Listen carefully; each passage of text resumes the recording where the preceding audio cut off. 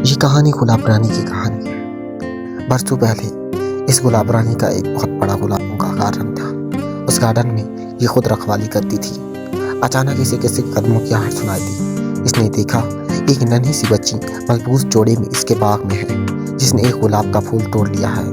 रानी को देखकर बहुत गुस्सा आया। इसने पूछा, कमबख्त कौन हो तुम और मेरे बाग से मेरी मर्जी के बगैर फूल क्यों तोड़ा?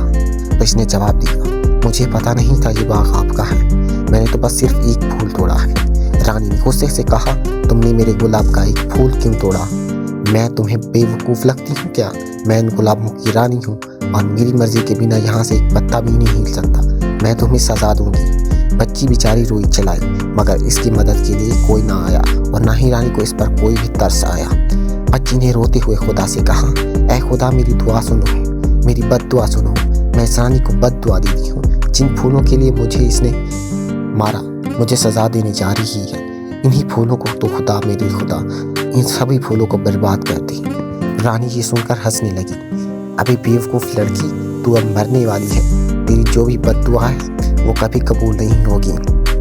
रानी ने ये कहकर उसे मार दिया और फौरन उसे वहीं पर दफन कर दिया। चंद हफ्ते बीत गए, मगर अभी तक कुछ भी नहीं हुआ था। अचानक आसमान लाल हो गया और आसमान से आग की बारिश होना शुरू हो गई। रानी ने देखा उसके सारे फूल, उसका सारा महल, उसकी सारी ज़मीन, सब कुछ तबाह होने वाला था। रानी का ये मंजर था, वो देखकर रोती रही और कुछ ना कर सकी। वो खुदा से माफ़ी मांगने के लिए चाहती थी, मगर उसका भी जी नहीं जा रहा था। वो खुद को बेबस महसूस कर रही थी।